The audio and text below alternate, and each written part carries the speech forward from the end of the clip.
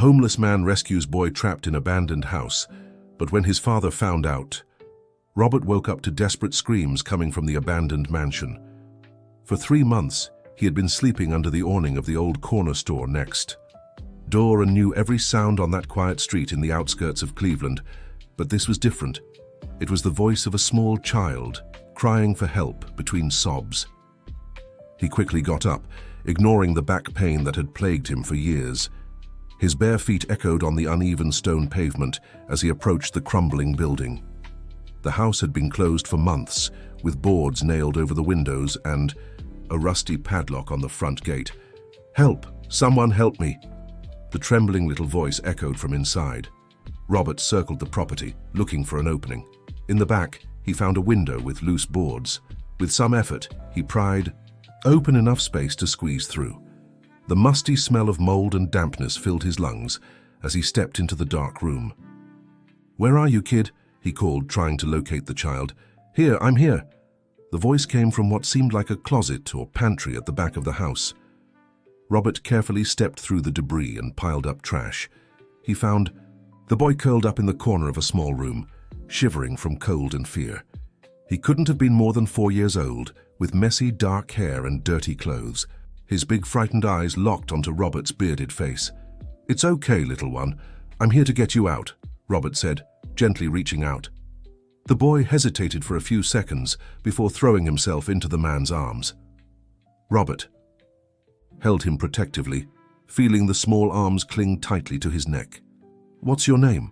Robert asked as he carried the child out of the house. "Ethan," the boy answered between sniffles. "How did you end up in here, Ethan?" "The man brought me. He said he'd come back, but he didn't," the child said through tears. "I'm hungry and thirsty." Robert felt anger rising in his chest. What kind of person would leave a child alone in a place like this? He carried Ethan back to his makeshift shelter, where he kept a few basic belongings and a water bottle. "Drink slowly," he instructed, handing the boy the water. Ethan gulped it down eagerly, as if he hadn't had any in hours. Robert took out the last piece of bread he had saved and shared it with the boy, watching as he devoured every bite. "Do you have family, Ethan? Parents?" The boy lowered his head, nervously fidgeting with his hands. "My mom, she left. Now it's just my dad, but he yells at me a lot." Dear listener, if you're enjoying the story, don't forget to like and especially subscribe to the channel. It helps a lot for those of us just starting out. Now back to the story. Robert's heart ached. He recognized that look of fear in a child's eyes. He had seen it in the mirror many years ago. He decided then that he wouldn't let Ethan go back to a situation that clearly wasn't safe. "You'll stay with me for now, okay?" he said, gently smoothing the boy's hair. In the days that followed, Robert and Ethan developed an unusual routine. During the day, Robert would look for odd jobs or collect recyclables, always keeping Ethan by his side. At night, they slept under the awning, with Robert making sure the boy was on the side sheltered from the wind. The change in Robert was obvious. The man who had lost hope years ago now had a purpose, taking care of this boy. He worked harder to earn money, taking any job he could to buy food and clean clothes for Ethan. "Uncle Robert, why don't you have a house?" Ethan asked one afternoon while playing with some scraps of wood Robert had found. Robert stopped arranging the cardboard pieces that served as a bed and looked at the boy. How could he explain to a 4-year-old all the pain that had led him to this situation? "Sometimes life doesn't go as planned, little one," he replied, sitting down beside Ethan. "But now I have you, and that makes me happy." The smile Ethan gave him in that moment was worth more than any wealth Robert had ever possessed in his life. A week after the rescue, Robert was returning from downtown with a few coins he'd earned washing cars when he saw a tall, agitated man talking to Mrs. Johnson, the neighbor who lived across from the corner store. "Have you seen a child around here? A 4-year-old boy?" the man asked, gesturing anxiously. "Haven't seen a thing, mister," Mrs. Johnson replied, eyeing the man suspiciously. Robert hid behind a lamppost, watching the scene. There was something about the man's behavior that unsettled him. It didn't seem like the genuine worry of a father searching for his missing child, more like the nervousness of someone who'd lost something important. The man handed Mrs. Johnson a piece of paper and hurried off in an old, noisy car. Robert waited until he was sure the man was gone before approaching his neighbor. "Mrs. Johnson, who was that man?" "Oh, Robert. He said he was looking for his son. Left a phone number, see?" She showed him the crumpled paper. "But I didn't like the look of him. Seemed off, you know." Robert pretended not to care, but memorized the number. When he got back to the overhang, he found Ethan asleep on the cardboard, clutching the small stuffed bear Robert had bought him the day before with his last few coins. That night, Robert couldn't sleep.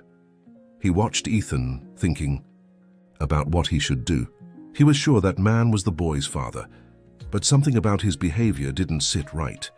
What if Ethan was telling the truth when he said his father yelled at him? What if home really wasn't safe? The next day, Robert made a decision. That would change everything. He took Ethan by the hand and walked to Mrs. Johnson's house. "Mrs. Johnson, could you watch Ethan for a few hours? I need to take care of something important." The 60-year-old woman, who'd already grown fond of the boy, agreed without hesitation. Robert kissed Ethan's forehead and promised to return soon. Using the payphone on the corner, Robert dialed the number the man had left. A gruff, impatient voice answered. "Hello, it's about the boy you're looking for," Robert said, disguising his voice. "Ethan, do you know where he is?" The urgency in the man's voice was palpable. "Maybe. But first, I want to understand something. Why was a 4-year-old locked alone in an abandoned house?" The silence on the other end stretched for several seconds. "That's none of your business. Where's my son?" "It became my business when I found him there, crying from fear and hunger." Robert felt anger rising. What kind of father does that to a child? "You don't understand. It was an accident. I had to leave to handle something and didn't have a place to leave him. I thought it'd just be a few hours, but things got complicated." "Complicated?" Robert couldn't believe what he was hearing. "You locked a child in an abandoned house because of complications? Listen here, you, whoever you are. Ethan is my son and I want him back. If you don't bring him today, I'm calling the police." The call ended abruptly. Robert stood frozen at the payphone, processing the conversation. There was something deeply wrong with this whole situation, but he couldn't pinpoint exactly what was bothering him. When he returned to Mrs. Johnson's house, he found Ethan playing in the yard with some neighborhood kids. The boy ran to hug him the moment he saw him. "Uncle Robert, Mrs. Johnson made a cake for me." Robert smiled, but inside he was torn apart. How could he explain to a 4-year-old that he might have to give him back to a father who clearly didn't know how to take care of him? That night, after putting Ethan to bed, Robert talked at length with Mrs. Johnson about the situation. "Robert, are you sure this man is really the child's father?" the woman asked, pouring coffee. "For both of them.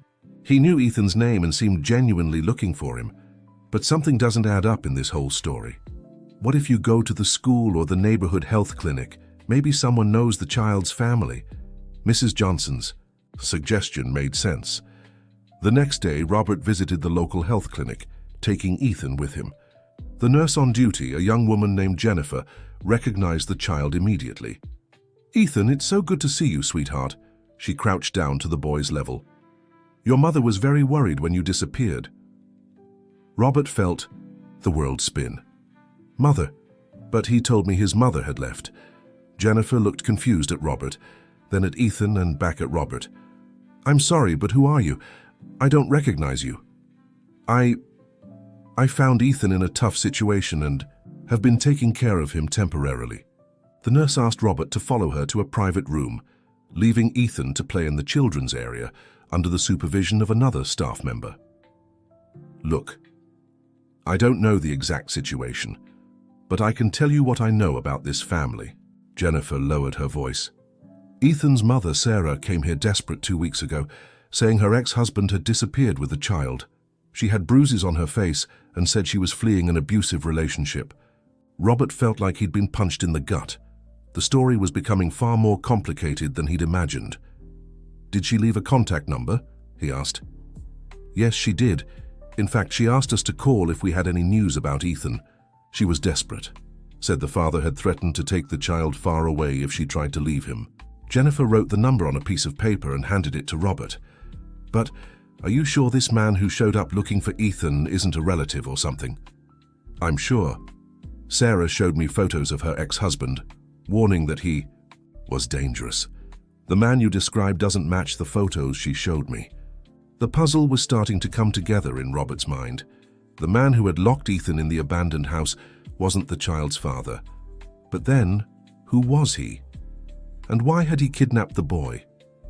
Dear listener, if you're enjoying the story, don't forget to like and especially subscribe to the channel. It helps us a lot as we're just starting out.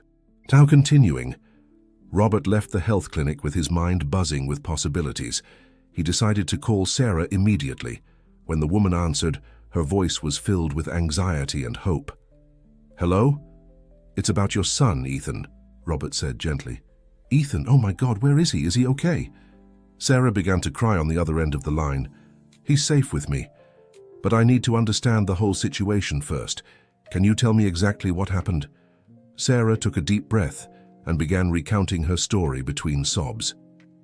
"I was married to Michael for 6 years.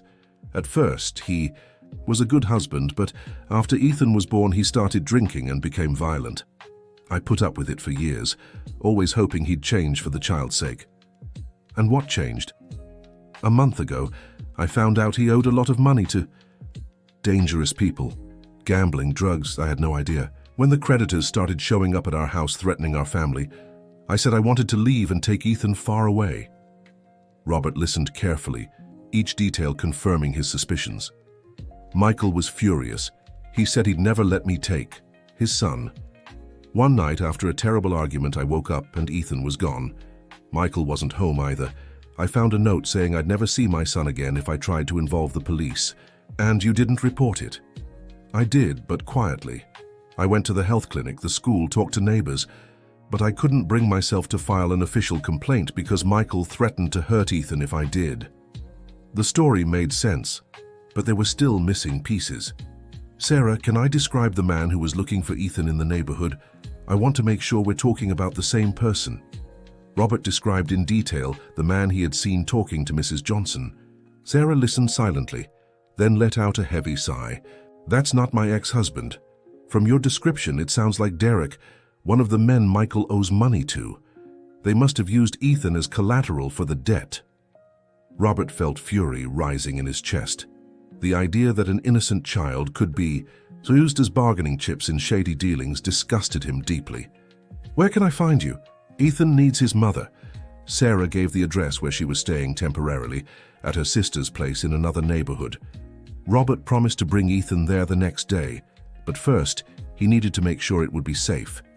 That night, Robert barely slept.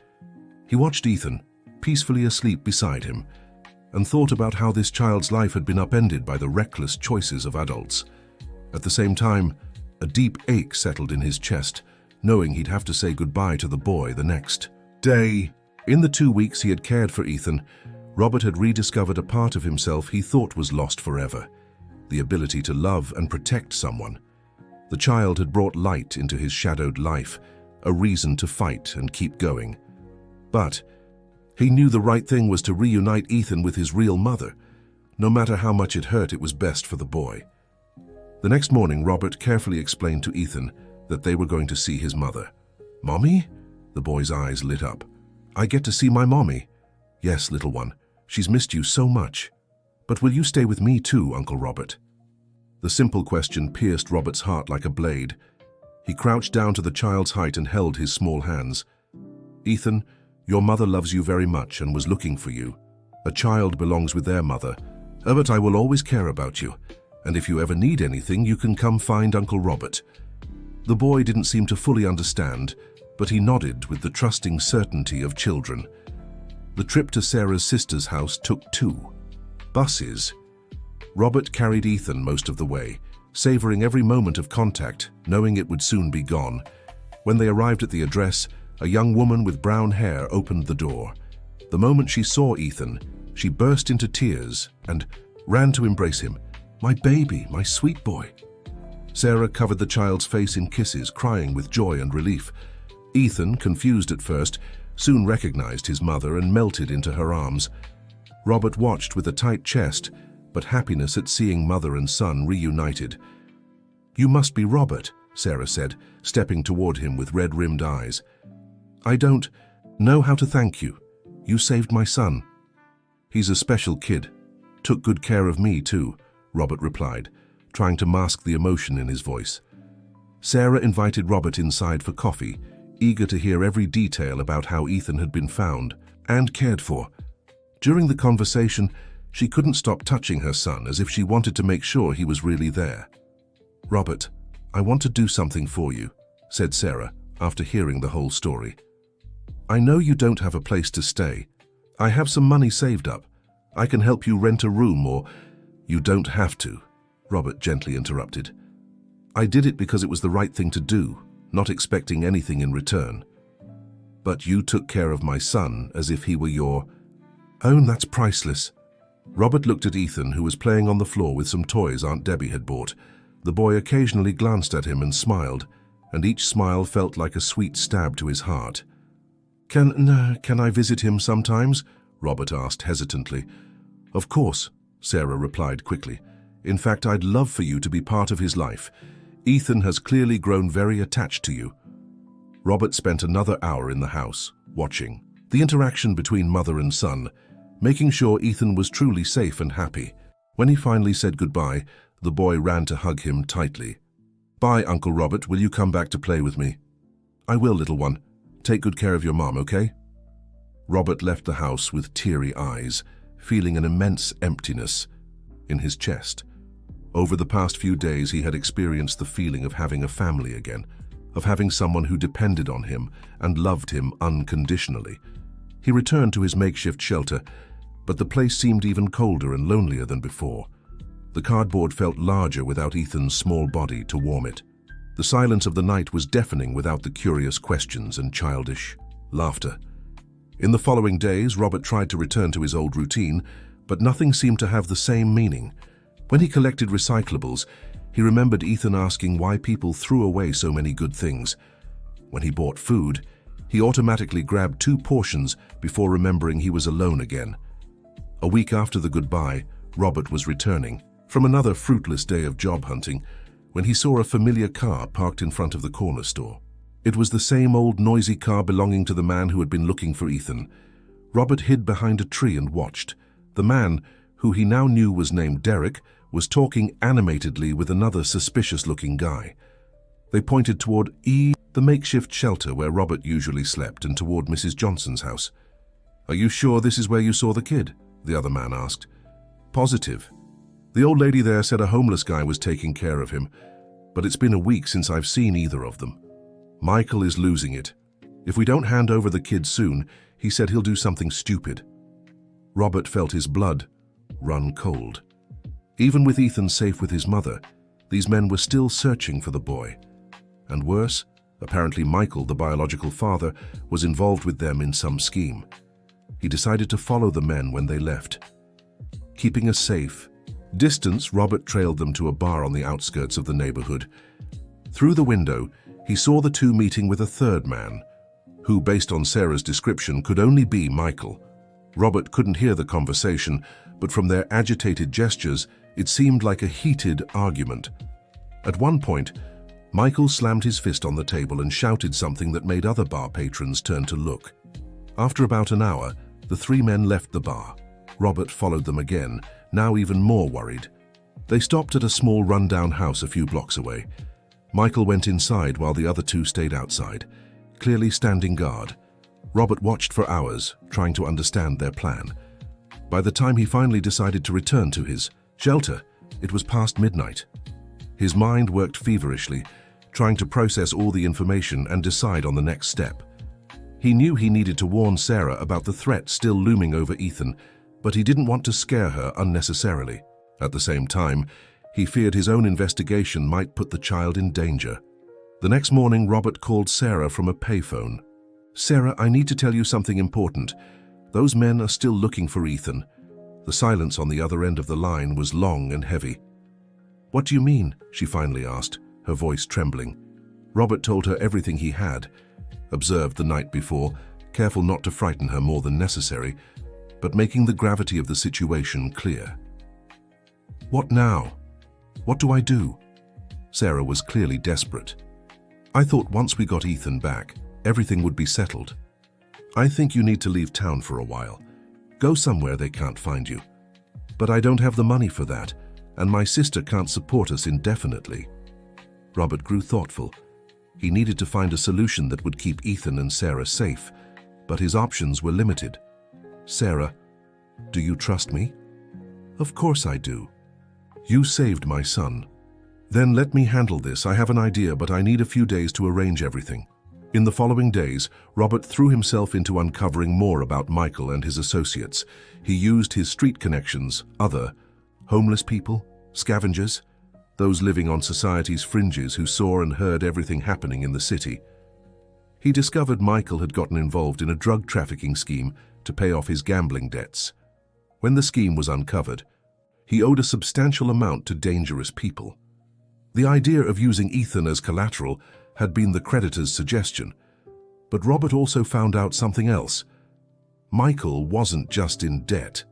He had stolen a significant amount of drugs meant for delivery and was now being hunted by his own partners. The information was valuable, but Robert didn't know how to use it to protect Ethan and Sarah. He couldn't go to the police. His life experience had taught him that people like him were rarely taken seriously by authorities. He needed another solution. Then he met Mrs. Thompson, a 70-year-old woman who worked as a cook at a local church. Robert had started helping organize the food baskets the church distributed, and Mrs. Thompson quickly noticed he was different from the others who asked for help. "Do you have family, Robert?" she asked one afternoon as they sorted donations. "Not anymore," he replied simply. "Everyone has family, my dear. Sometimes it's by blood, sometimes it's chosen." "What's yours?" Robert hesitated, but there was something in Mrs. Thompson's kind manner that made him open up. He told her about Ethan, about Sarah, about the whole complicated situation they were in.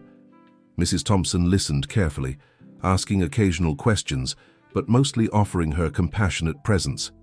When Robert finished, she was silent for a few minutes. "That boy and his mother have become your chosen family," she said finally, "and a person will do anything to protect their family." "But I don't know what to do. I'm just a homeless man. I have no resources, no power, no—" "You have love," Mrs. Thompson interrupted.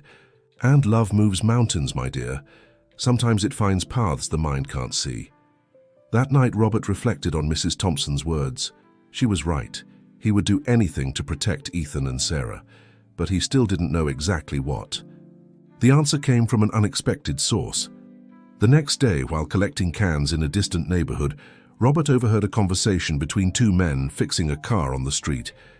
"Did you see the news? That drug dealer they were looking for got caught yesterday. Someone got lucky. An anonymous tip gave away his hiding spot." "Yeah, seems like people knew about his schemes for a while. They just waited for the right moment to turn him in." Robert stopped picking up cans and listened more closely. "They say when the police arrived, they found a stash of hidden drugs. The guy tried to run, but they wrecked the car in a chase." An idea began forming in Robert's mind. If Michael got arrested for drug possession or some other crime, the creditors wouldn't be able to use Ethan as leverage anymore. The child would automatically be safe, but for that to happen, Robert would have to turn him in to the authorities. And that meant breaking an unspoken street rule: never cooperate with the police. Robert spent 3 days wrestling with the decision. He walked through the city streets, visited Ethan and Sarah, who was now living in a cheap boarding house, and talked with Mrs. Thompson at church. Each passing day, he saw the fear growing in Sarah's eyes and the confusion in Ethan's innocent gaze. The child didn't understand why he couldn't play in Aunt Debbie's backyard, why his mother jumped at every strange noise, or why they'd moved to that small, dark room. "Uncle Robert, when can I go back to playing at the park?" Ethan asked one afternoon during Robert's visit. "Soon, little one. Your mum just has to sort a few things out first. She's sad. Sometimes I wake up and she's crying quietly." The child's innocent observation was the final push Robert needed. He couldn't let this situation drag on forever. Ethan deserved a normal childhood, and Sarah deserved to live without fear. That night, Robert made up his mind. Dear listener, if you're enjoying the story, Don't forget to like and especially subscribe to the channel. It really helps us newcomers out. Now, back to the story. Robert spent the night watching the house where Michael was hiding. He noted every detail. When he left, when he returned, who visited. He discovered Michael left every morning at 9 for a meeting at a nearby cafe, always returning around 11. It was the opportunity Robert needed. The next morning, Robert waited for Michael to leave and then approached the house. The windows were open because of the heat, and he could see suspicious packages scattered on the kitchen table. It was exactly the evidence the police would need. Robert walked to the nearest payphone and made an anonymous call. "Hello, police. I want to report drug trafficking." He gave the exact address and a detailed description of what he'd seen. He also mentioned the suspect would return home soon, around 11. After the call, Robert positioned himself where he could watch both the house and the street, waiting. At 10:30, 2 police cars arrived quietly on the block. The officers took strategic positions around the house. At 11:05, Michael pulled up in his old, noisy car. As he stepped out and walked toward the door, the police moved in, quickly. "Police! Freeze!" Michael tried to run but was quickly subdued. Robert watched from a distance as the officers entered the house and emerged carrying evidence in plastic bags. Within minutes, Michael was handcuffed in the squad car, shouting his innocence for anyone who'd listen. Robert felt a mix of relief and sadness. Relief because Ethan would finally be safe. Sadness because, as wrong as Michael was, he was still the child's biological father. That afternoon, Robert visited Sarah to share the news. "Michael was arrested this morning for drug trafficking," he said, trying to be gentle. At first, Sarah seemed shocked, then relieved, and finally worried. "Now what? What will happen? To Ethan? Michael is his father, even if he's the way he is." "Michael chose the path that led him here," Robert replied. "Ethan needs a father who protects him, not one who uses him as a bargaining chip." "But what if he gets out of jail? What if he comes looking for us?" Robert had thought about that too. He knew a drug trafficking charge could keep Michael away for a few years, but not forever. "Sarah, have you ever thought about moving away for good? Going to another city? Starting a new life?" "I have, but it's scary to start over from scratch. And I'm afraid I won't be able to take care of Ethan alone." Robert stayed silent for a moment, watching Ethan play on the floor with some toy cars he had brought as a gift. "What if you weren't alone?" Sarah looked at him, confused. "What do you mean?" Robert took a deep breath, gathering the courage to say what he'd been thinking for days. "What if I went with you? Not as anything romantic or complicated, but as family. I'd take care of Ethan as if he were my own son. I'd help you with whatever you needed." Sarah was stunned by the offer. "Robert, would you really do that? Even though you don't owe us anything?" "Sarah, these past few months, Ethan has given me something I thought I'd lost forever. A reason to live, to fight, to be a better person. If you let me be part of your family, I promise I'll protect and take care of both of you for the rest of my life." Ethan, who had overheard part of the conversation, dropped the toy cars and ran to Robert. "Uncle Robert is going to live with us?" he asked, his eyes shining with happiness. Robert looked at Sarah, waiting for an answer. She had tears in her eyes but was smiling. "Yes, sweetheart. Uncle Robert is going to take care of us." Ethan jumped for joy and hugged Robert tightly. In that moment, Robert felt he had finally found his place in the world. In the following months, the new family prepared for their move. Sarah got a job in a small-town school that needed a teacher. She had graduated in education before marrying Michael. Robert used his handyman skills to land a job at a local woodworking shop. The move was carefully and discreetly planned. They chose a small town about 200 miles away, where they could start fresh without the ghosts of the past.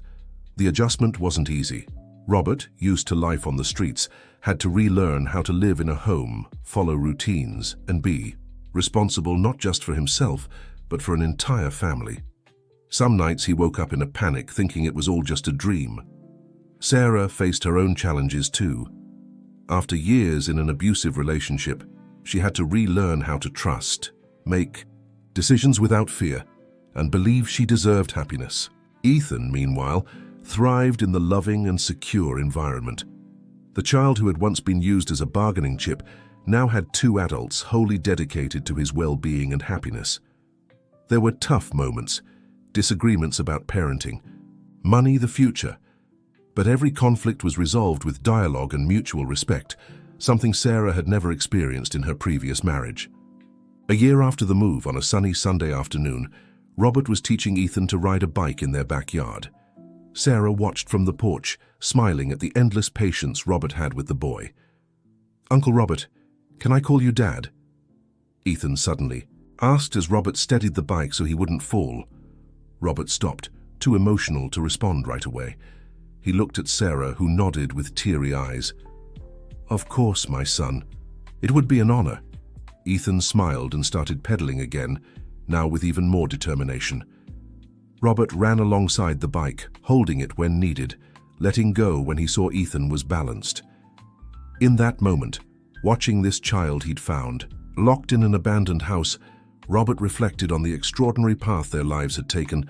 He, who had lost everything and lived on the streets for years, now had a family that loved him unconditionally. Sarah, who had endured years of abuse and violence, now had a partner who respected and protected her. Ethan, who had been used as collateral in shady deals, now had two devoted parents who would do anything for his happiness and safety. "You did it, you did it," Robert shouted when Ethan finally managed to ride a few meters on his own. "Mom, look, I'm riding by myself." Ethan called to Sarah, beaming with joy. Sarah ran to hug them both, and for a moment they stood there, the three of them, celebrating that small victory that meant so much more than just learning to ride a bike. It was proof that even in the hardest circumstances, love could work miracles. That families didn't have to be formed just by blood, but could be built with care, respect, and mutual dedication. 2 years after that special Sunday, Robert sat on the same porch, watching Ethan play in the yard with some school friends. The boy was taller now, stronger, more confident. He chatted endlessly about his future plans. He wanted to be a teacher, like his mom, or a carpenter like his dad, or maybe both. Sarah walked over and sat beside Robert, as had become their weekend afternoon routine. "What are you thinking about?" she asked, noticing the thoughtful look on his face. "I was thinking about how funny life is," Robert replied. 4 years. Ergo I had nothing. Slept under an awning, scavenged trash to survive. Thought my life had no meaning left. And now? Now I have everything. A wonderful wife, an amazing son, a home, a job I love. Sometimes I still think I'll wake up and find it was all a dream." Sarah took his hand, lacing their fingers together. "It wasn't a dream, Robert, it was choice. You chose to help a child you didn't know when you could have ignored his cries. You chose to protect him, even when it was dangerous. You chose to fight for our family even when it seemed impossible. You made hard choices too. Leaving Michael, starting over, accepting help from a stranger. We weren't strangers," Sarah smiled. "We were two broken people who found each other at the right time and decided to heal together." Just then, Ethan came running up to them, sweaty and grinning. "Dad, Mom, can I sleep over at Mason's tonight? His mom said it's okay and there's no school tomorrow." Robert and Sarah exchanged glances. It was always like this. Ethan called them Dad and Mom so naturally, without hesitation, without needing complicated explanations about their family's unique shape. "Of course, son," Sarah answered. "But behave and listen to Aunt Debbie, okay?" Ethan kissed them both and dashed back to his friends, shouting the good news. "He doesn't even remember the time with Michael anymore," Sarah remarked, watching their son's carefree happiness. "That's for the best," Robert said.